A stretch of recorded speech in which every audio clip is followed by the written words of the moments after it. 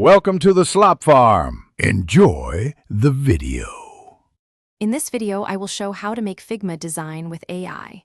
Open Figma, create a new file, and install an AI plugin like AutoFlow or Figmagic. Write a clear prompt describing layout, content, and tone so the AI understands your goal. Choose a template or blank artboard, then let the AI generate components and layouts. Iterate by editing text, adjusting spacing, and refining colors until the design matches your vision. Start prompts with the project type and target platform, then add style direction like minimal, bold, or playful. Include specifics such as font preferences, color schemes, and spacing rules to get closer to the desired result. Ask for multiple variations and responsive frames for desktop and mobile so you can compare options. Save promising components to your assets to reuse and maintain consistency across the project. If you're finding this video helpful, please subscribe and like to support more guides.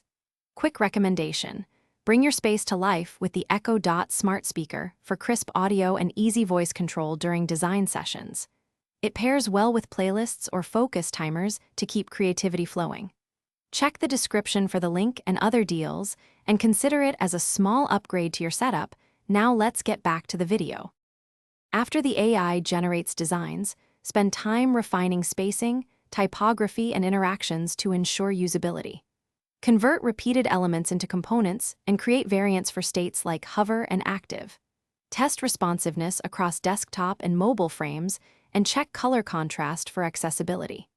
Export icons and images at appropriate scales, and compile a handoff file with measurements, tokens, and notes so developers can implement the design accurately. Thanks for watching. Consider subscribing if we helped you today.